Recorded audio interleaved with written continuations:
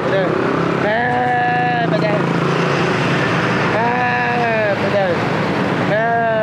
Betul. Betul.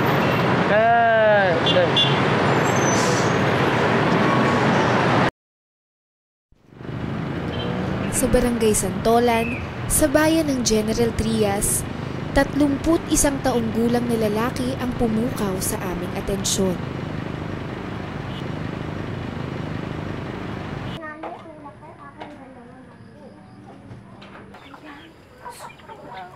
Sa loob ng bakurang ito, umagaw sa aming pansin ang isang bahay kung saan nakatira si Kuya Poldeng. Sa kakaunting oras na hawak niya, naisingit pa rin niya ang pakikipaglaro sa kanyang mga anak.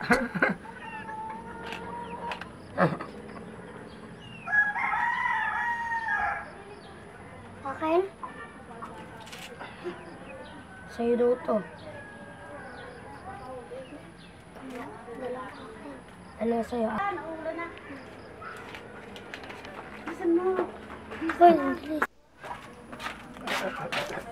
Naghahanda na si Kuya Poldeng para sa isa na namang mahabang araw para sa kanya. Tanging kape lamang ang pantawid gutom niya bago siya sumabak sa pang-araw-araw niyang gawain.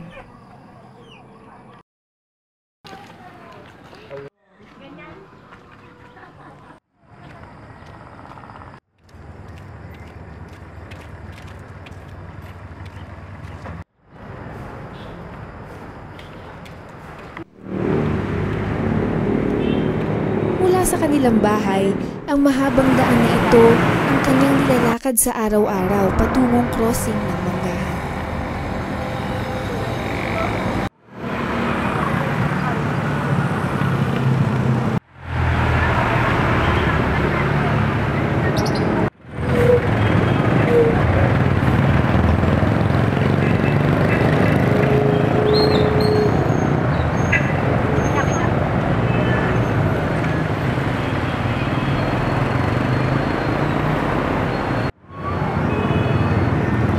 Sa lugar na ito, matyaga niyang winawalis ang halos 1 kilometrong daan na ito.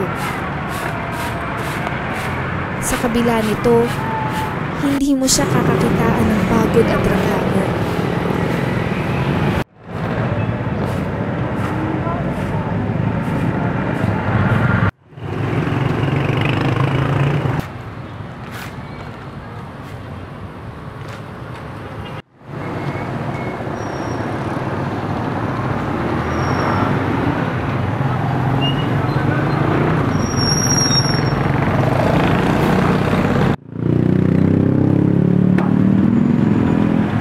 Sa kabila ng ambon o init ng araw, patuloy niyang ginagawa ang paglilinis ng daan na ito.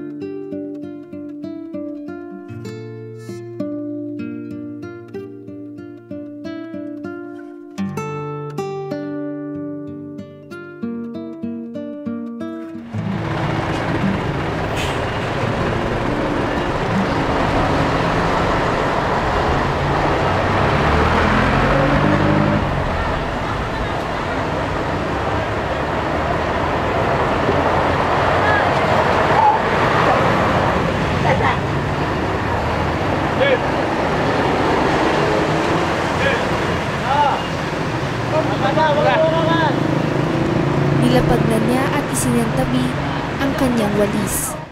Bukod sa pagiging street sweeper, hindi pa pala ito ang kanyang pangunahing hanap buhay. Benar. Benar.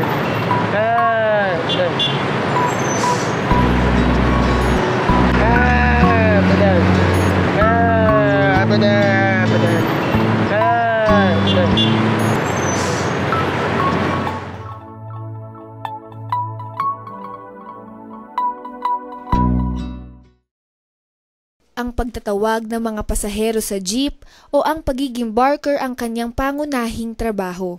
Ang pagkumpas ng kamay sa iba't ibang direksyon ang kanyang paraan para kahit papano maintindihan siya ng mga taong nakakasalamuhan niya.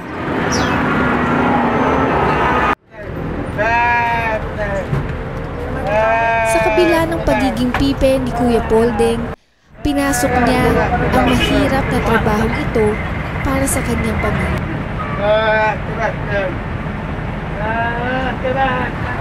Kalsada na ang naging pangalawang tahanan niya.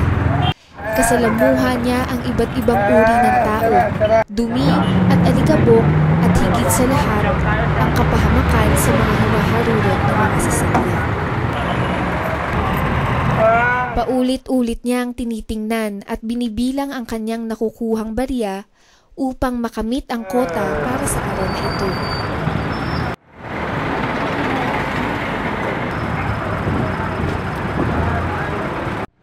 Puhunan ng pagiging barker ay ang pagkakaroon ng malakas na boses at kakayahang makapagsalita.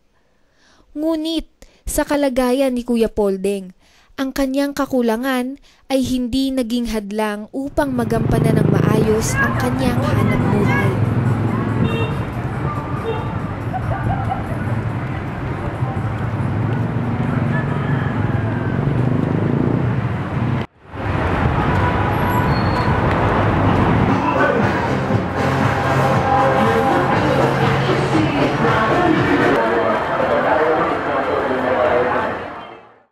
Ang pagpunta sa funhouse ang isa sa kanyang kinahihiligang puntahan, na wari bumabalik sa pagkabata.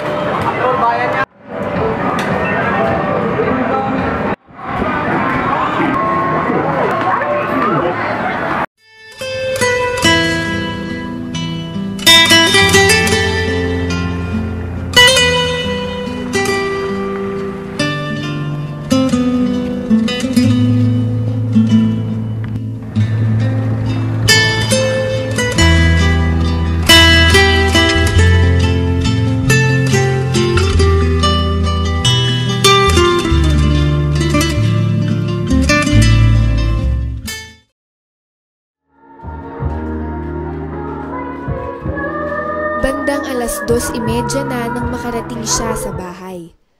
Walang pagdaing na gutom at ang pag-inom lamang ng malamig na tubig ang pampawi sa maghapong paghahanap buhay. Tapos yung grade 4 na to, ayaw niya na papasok. Kasi siya ibang mapapasok ang trabaho niya. Ngayon kasi siyempre, may tatanggap ba sa kanya na maging janitor? Kahit janitor, kasi hindi naman siya nakakapagsulat ng tapos hindi naman siya marunong mag-fill up ng form. Pag pumupunta yan ng Malabo, nag-ano yan ng doon sa munisipyo, sinasamahan niya ng anak ko, kahit yung manugang ko siya nasama, pipill up siya ng form. Kasi yung ibang mga pangalan ng kanyang asawa, ng mga anak niya, hindi niya alam yun. Yung pangalan lang niya, alam niya.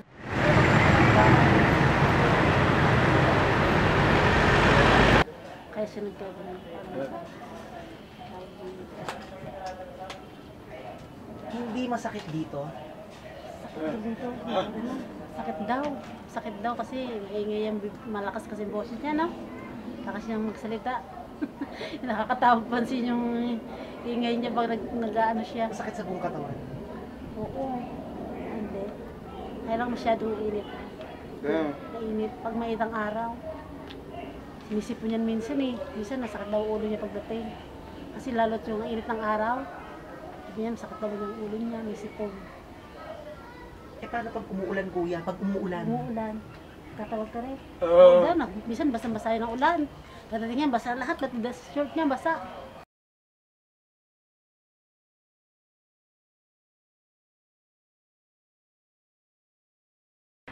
Inisip ko nga sa dami-dami, bakit mga anak ko pa rin ganito. Ewan ko nga ba, siguro naman po blessing din sa amin ibigay ni Lord.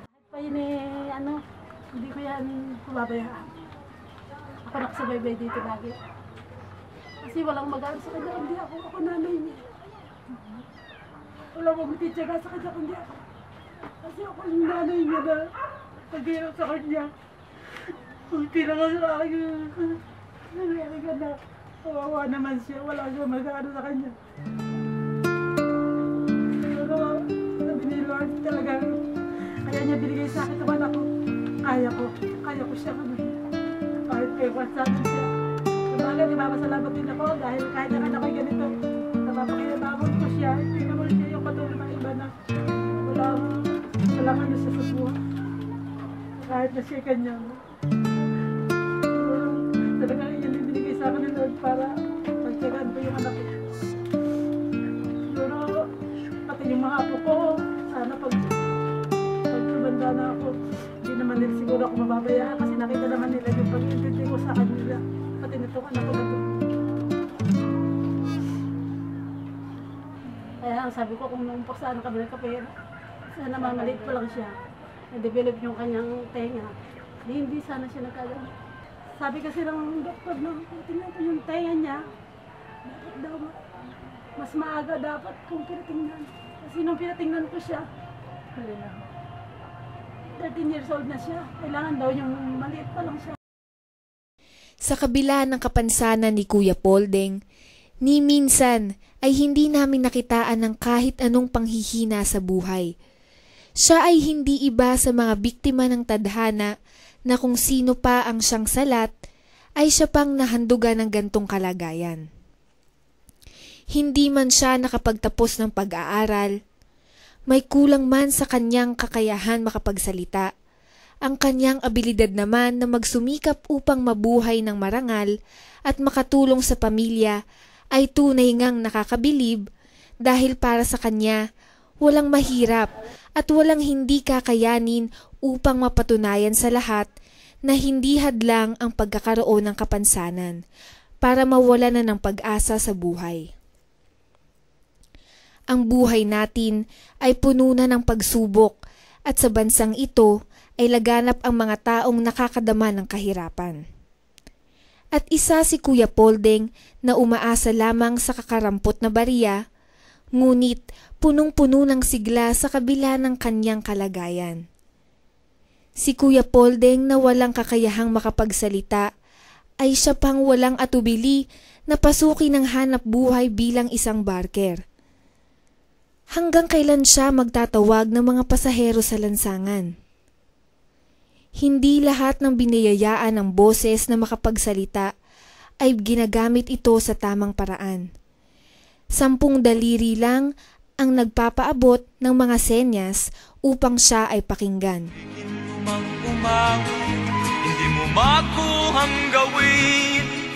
Sigaw ng puso't damdamin, wala sa'yong pumapansin. 10 daliri kaibigan, dyan kanila pakikinggan. Pipi ka man ng isinilang, dakila ka sa sinuman.